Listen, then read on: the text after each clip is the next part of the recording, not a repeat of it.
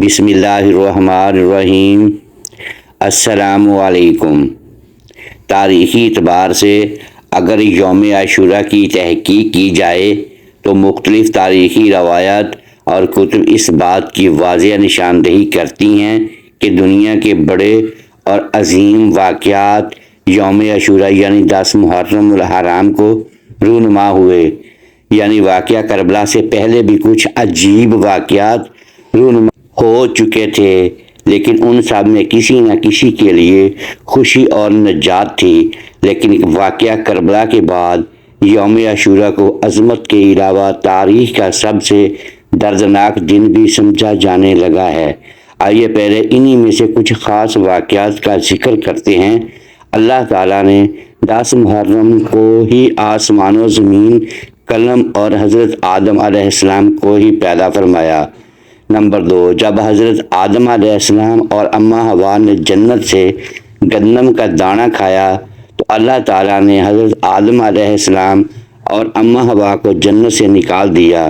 اس کے بعد حضرت آدم علیہ السلام کئی مدت تک اللہ تعالیٰ سے رو رو کر دعائیں کرتے رہے، لیکن اللہ تعالیٰ نے حضرت آدم علیہ السلام کی توبہ 10 محرم کو قبول فرمائی۔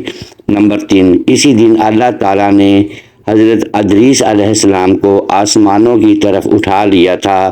نمبر 4، جب حضرت نوح علیہ السلام کے دور میں سیلاب آیا تو حضرت نوح علیہ السلام کی کشتی سیلاب میں ادھر ادھر تیر رہی تھی، وہ سیلاب کی زد میں آ گئی تھی، تو اللہ تعالیٰ نے حضرت نوح علیہ السلام کی کشتی کو اسی دن محفوظ کیا تھا۔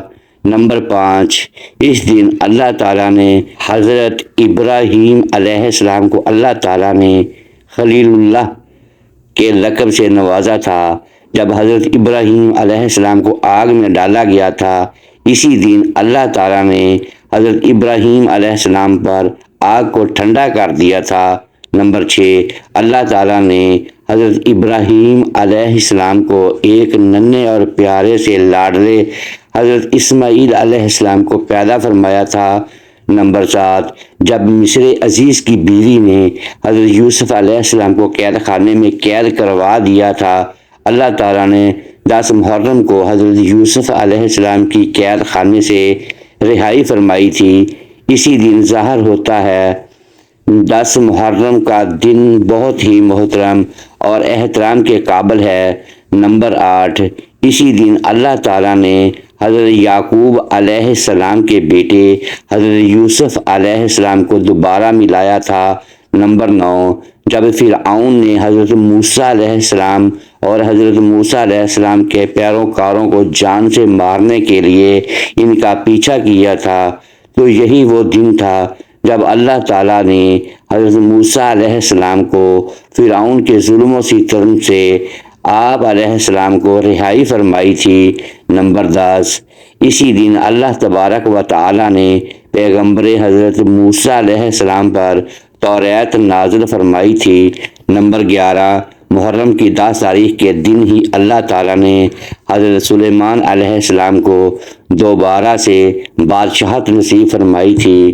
نمبر 12، اسی دن اللہ تعالیٰ نے حضرت ایوب علیہ السلام کو سخت بیماری سے شفا عطا کی تھی۔ نمبر 13، یہ وہی دن ہے جس دن حضرت یونس علیہ السلام کو 40 دن مچھلی کے پیٹ میں رکھنے کے بعد باہر نکالا تھا۔ 14، اسی روز اللہ تعالیٰ نے حضرت یونس علیہ السلام کی قوم کی توبہ قبول کرتے ہوئے اس قوم سے عذاب کو دور فرمایا تھا۔ نمبر 15، اسی دن اللہ تعالیٰ کے نبی حضرت موسیٰ علیہ السلام کی ولادت ہوئی تھی۔ نمبر 16، یہ وہی دن ہے جب یہودیوں نے حضرت موسیٰ علیہ السلام کو ہر طرح سے تنگ کر دیا تھا، تو اللہ تعالیٰ نے حضرت موسیٰ علیہ السلام کو یہودیوں کے شر سے محفوظ کر کے آسمان کی طرف زندہ اٹھا لیا تھا۔ نمبر 17، اسی مبارک دن ہی دنیا میں پہلی دفعہ باران رحمت نازل ہوئی تھی۔ نمبر 18، خانہ کعبہ پر اسی دن نیا غلاف چڑھایا جاتا تھا۔ نمبر 19، اسی دن حضرت محمد صلی اللہ علیہ وآلہ وسلم نے اپنی بیٹی اور حضرت فاطمہ کا نکاح حضرت مولا علی شیر خدا سے کیا تھا۔ نمبر 20، اسی دن بدبخت یزیدی فوج نے حضرت سیدنا مولا حسین کو میدان کربلا میں شہید کیا تھا۔ نمبر 21، محرم کی 10 تاریخ کو ہی قیامت قائم ہوگی۔ کربلا ایک پیغام ہے، یہ صرف 10 دن کے لیے رونے کا نام نہیں، بے شک حسین کے لیے رونا بھی سنت ہے۔ حضرت ام سلمہ سے حضور اکرم صلی اللہ علیہ وآلہ وسلم نے فرمایا، ام سلمہ آج ایک فرشتہ ملنے آ رہا ہے، بہت خاص، کسی کو اندر نہیں آنے دینا۔ حضرت ام سلمہ پہرے پہ کھڑی ہو گئیں۔ تھوڑی دیر میں حسین آ گئے۔ چھوٹے بچے معصوم ابھی اندر جانے لگے، انہوں نے روک دیا تو وہ رونے لگے، وہ روئے تو انہوں نے چھوڑ دیا۔ تھوڑی دیر میں اندر سے میرے نبی کے زور زور سے رونے کی آواز آئی۔ ام سلمہ وہاں رہ نہ سکیں، بھاگ کر اندر گئیں تو آپ نے کیا دیکھا کہ رسول اللہ صلی اللہ علیہ وآلہ وسلم نے حضرت حسین کو سینے سے چمٹایا ہوا تھا اور سسک سسک کر رو رہے تھے۔ آپ کے آنسو آپ کے رخسار اور داڑھی کو تر کر رہے تھے اور آپ صلی اللہ علیہ وآلہ وسلم نے خاص اپنی باہوں میں دبایا ہوا تھا۔ تو حضرت ام سلمہ نے عرض کی، میرے ماں باپ قربان، یا رسول اللہ کیا ہوا؟ آپ ایسے تڑپ تڑپ کے کیوں رو رہے ہیں؟ آپ نے روتی آواز میں کہا، بہتے آنسوؤں کے ساتھ، کپ کپاتے بدن کے ساتھ، کہ ام سلمہ یہ فرشتہ جو مجھے ملنے آیا تھا، یہ میرے بچے کو دیکھ کر کہہ رہا ہے کہ آپ کی امت اس بچے کو قتل کر دے گی اور جہاں اس کا خون گرے گا اس کی وہ مٹی مجھے دکھائی ہے، میں اس لیے اس پہ رو رہا ہوں۔ اللہ اکبر، ابھی تو شہادت ہوئی بھی نہ تھی تو میرے پیارے آقا سرور کائنات نے اتنے آنسو بہا دیے۔ کربلا کا واقعہ ایسا ہے کہ کوئی نام بھی چاہے تو پھر بھی اس کی آنکھیں آنسو بہانے سے نہ رہ سکیں گی۔ یہ اللہ کا نظام ہے، اس نے کربلا کے واقعے کو یوں کر دیا کہ جیسے ہر سال آج ہی ہوا ہے، آج ہی حسین شہید ہو رہے ہیں۔ حضور اکرم صلی اللہ علیہ وآلہ وسلم نے فرمایا ہے کہ جو شخص عاشورہ کے دن اپنے عہد و ایال پر کھانے پینے کے سلسلے میں فراغ اور وسعت کرے گا تو اللہ تعالیٰ پورا سال اس بندے کے رزق میں اضافہ کرتے رہیں گے۔ اب ہم ان غلط باتوں اور کاموں کی بات کرتے ہیں جو محرم الحرام کے حوالے سے عوام کے اندر مشہور ہیں۔ اکثر لوگوں کا یہ کہنا ہے کہ محرم کے مہینے میں گوشت نہیں کھانا چاہیے کیونکہ اس سے گھر میں بے برکتی آتی ہے اور گھر میں اور نقصانات ہوتے ہیں، اور بعض لوگوں کا یہ خیال ہے کہ قربانی کا گوشت ہم فریج میں رکھتے ہیں، وہ محرم الحرام کا مہینہ ختم ہونے سے پہلے ختم ہو جانا چاہیے۔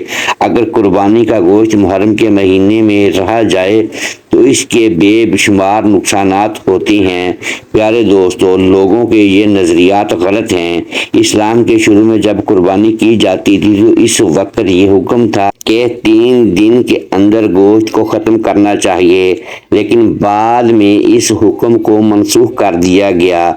خلاصہ یہ ہے کہ گوشت فریزر میں رکھا رہا یا گھر میں پڑا رہا، محرم میں تو اس سے کوئی نقصان نہیں ہے، نہ ہی محرم میں گھر میں گوشت لانے سے کوئی بے حرمتی ہے۔ اس طرح بعض لوگ یہ کہتے ہیں کہ محرم الحرام کے مہینے میں اگر ہم بستری نہیں کرنی چاہیے، اگر محرم کے مقدس مہینے میں ہم بستری کی جائے تو نکاح ٹوٹ جاتا ہے۔ یہ بات بھی غلط ہے۔ بعض لوگوں کا کہنا ہے کہ نکاح نہیں ٹوٹتا ہے، لیکن محرم میں ایسا کرنا ناجائزہ عمل ہے، یہ بھی غلط ہے۔ یعنی کہ بعض لوگ محرم کے مہینے میں قبروں کی لپائی کرنا ضروری سمجھتے ہیں۔ اصل مسئلہ یہ ہے کہ آپ کے کسی رشتہ دار کی قبر خستہ حال ہے تو اس پر مٹی وغیرہ ڈالو، اس قبر کی ٹھیک کر دو۔ اس میں محرم کا مہینہ ہونا لازمی نہیں ہے۔ محرم کے مہینے میں عورت اپنے آپ کو تیار کر کے بن سنور کر قبروں میں جاتی ہے۔ یہ بات تو بالکل غلط ہے کہ حضور اکرم صلی اللہ علیہ وآلہ وسلم وسلم نے فرمایا کہ ایسی عورت پر اللہ تعالیٰ لعنت بھیجتا ہے جو بے پردہ ہو کر اپنے گھر سے باہر کو جاتی ہے یا پھر قبرستان جاتی ہے۔ ہاں، جو عورت بہت بوڑھی ہو گئی ہے اس میں شریعت گنجائش دیتی ہے، جو عورت بوڑھی ہو جاتی ہے اس کے لیے پردہ کرنا میں بھی اسلام میں گنجائش ہے، لیکن عام وہ بھی با پردہ ہو کر نہیں گھوم سکتی۔ عورت کو چاہیے کہ گھر بیٹھ کر اپنے مرنے والے عزیز و اقارب کے لیے ایصال ثواب کر سکتی ہے۔